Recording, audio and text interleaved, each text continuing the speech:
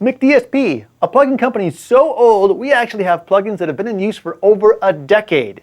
And those plugins, the first 4 that put us on the map, Analog Channel, Compressor Bank, Filter Bank, and MC2000, are available together in a bundle called Classic Pack. Let's check them out. Analog Channel. What is it and why do you want it? Well, for all of us that have been mixing in the box, sometimes we'd like to sound like we, went out of the box. So Analog Channel does exactly that. AC101 imitates a Class A amplifier gain stage. So you have an input and output control, but you can actually drive the amplifier circuit, dial in a different kind of curve, and even adjust attack and release characteristics to dial in different types of saturation. Then we have Analog Channel AC202. It mimics the response of analog tape machines.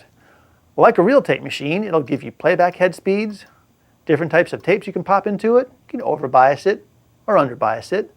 But even better, independent of playback speed, you can control the low frequency roll-off, select different playback heads from very popular tape machines, and even dial in a selected amount of head bump. So, Analog Channel mimics from the analog world what's good, gives you more that you can get in the digital world, and it sounds amazing in my completely biased opinion. Check it out. Compressor Bank. We got it. You want it. Here's why. Compressor Bank CB101. It comes with regular old controls like threshold and compression ratio, attack and release. It has a few nice bells and whistles like different types of time constant circuits, including an auto as an automatic. It also has a makeup gain. You can monitor your key signal and you can select a sidechain or the regular input to trigger the compressor. But most importantly, Compressor Bank has 2 special controls, a knee control to dial in different types of actual knee responses from a variety of classic gear, and a bite control to make the compressor operate more like an analog compressor. The knee control with a value of -10 gives you the sound of a DBX165. With a knee value of about -1, you get an 1176. With a knee value of about 1 or 2, you get something like a 33609C. And with a knee value of about 10 or more, you get the sound of an LA2A, LA3A. All right, well, what's that bite control do then? But what it does do is it modifies the transients as they come into the compressor. So as you dial in more bite, more and more transient signal just passes right through the compressor as if it was failing. You may have noted that particular type of characteristic with some of your older compressors that were made like say 10, 20, 30, 40 years ago that weren't designed to handle material above 14K.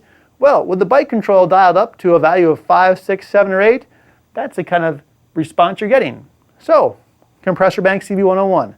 Standard controls plus a little bit more. Compressor Bank CB202. Now this has all the fun and excitement that CB101 has. But on top of that, it has a pre-filter section. The pre-filter can be a low pass, a high pass, a band pass, or even a parametric. EQ, that is. You can turn the pre-filter on and off. You can even place it in line. So if you want to hear that that you're doing with a low pass filter, you can hear that as well as compress the signal. You could also do more practical things such as ODSing. Put a high pass filter on the side chain signal such that the compressor only triggers off of high frequency data. Oh yeah. By the way, more tips and tricks like that are available at McDSP.com. So after you're done watching me talk, you can go to McDSP.com and get even more information about how this fine product works. Then there's Compressor Bank CB303. Now this one has everything that CB101 and 202 has, plus a static and dynamic EQ at the output stage. Now a static EQ, it's just your standard parametric EQ. Great. What does dynamic do? Dynamic means the EQ will actually fluctuate from a response of 0 dB to whatever you've dialed the gain at, positive gain or negative gain, but only when the compressor is compressing. Why is that cool? Well, imagine when you compress something, say like a dialogue track, and you lose some of the articulation of the person speaking when you compress it a little bit. You can EQ it back up, but only when the compressor is actually compressing with the dynamic EQ section. So, in a nutshell, that's Compressor Bank, CB101, 202, and 303. Filter Bank, the first plugin McDSP ever made. What's it do? Let me tell you what it does. It does filtering. Oh, I know you're shocked to hear that. It also does a lot of EQ and a lot more. Let's check it out. The Filter Bank E606 plugin has a unique feature that hasn't been done by anybody else since its release over 10 years ago. And that would be the peak slope dip controls. Here's how they work. You've seen standard stuff like gain and frequency in your shelved EQ, but how about controlling the overshoot or the peak in the shelved band, the undershoot or the dip in the non-shelved band, or the slope or that rate of transition between the non-shelved part of the shelved EQ shape and the shelved part? Now these changes here may seem kind of tweaky, but this will give you a variety of EQ sounds that can be tailored to exactly your needs when using the high shelf or low shelf EQ in the Filter Bank E606 plugin. Moving along to the P606, you get 6 delightful bands of parametric EQ designed by McDSP. Filter Bank is the first plugin on the Pro Tools platform to offer something called analog saturation modeling.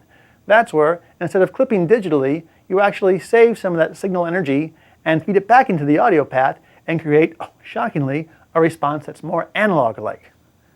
Although it may look like a plain old 6-band parametric EQ, the P606, like the rest of the EQ bands in the Filter Bank plugin, all have this analog saturation modeling circuit. So even if you overdrive the crap out of it,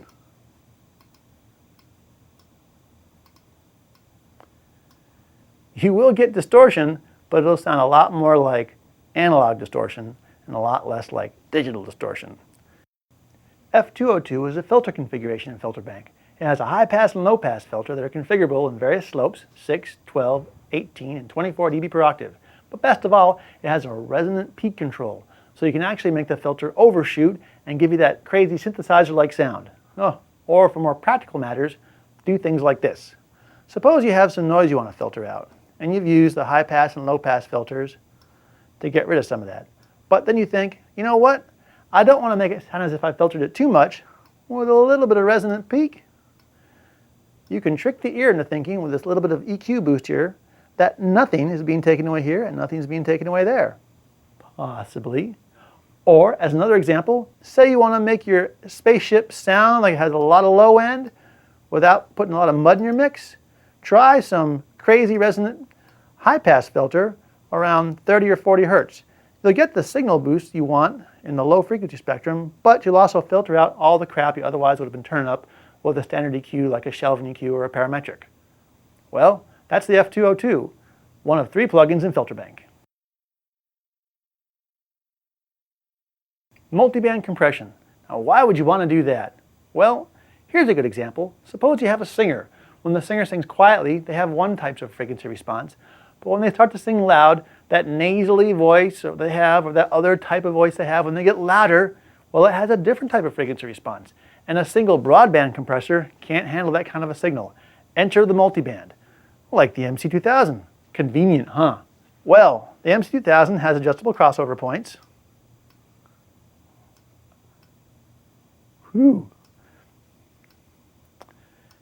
As well as complete control over each compressor and every band. So you can do clever things like you can adjust all the thresholds together by setting up one of the bands as a master, or you can move the thresholds independently, or do other things like have a soft knee compressor for one type, a hard knee compressor for something else, and even a different type for the other bands. For those of you that like gear, this means you could have something like a DBX 165 on your lows, an LA2A on your mids, and an 1176 on your highs. That's kind of crazy, but you can do it with the MC2000.